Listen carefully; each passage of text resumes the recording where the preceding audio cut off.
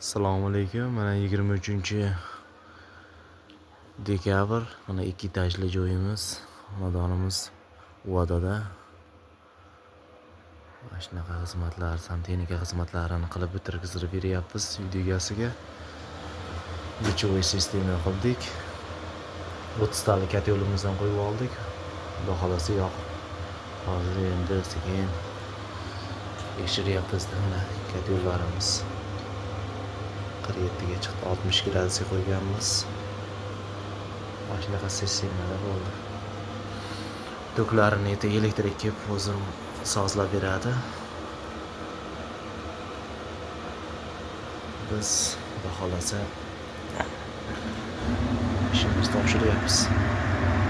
Konteynimizga o'tin olib qo'yganmiz.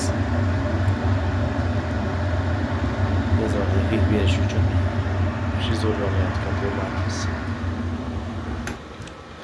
Kimga mana shunaqa xizmatlar kerak bo'lsa, xudo xolasa ko'rishamiz.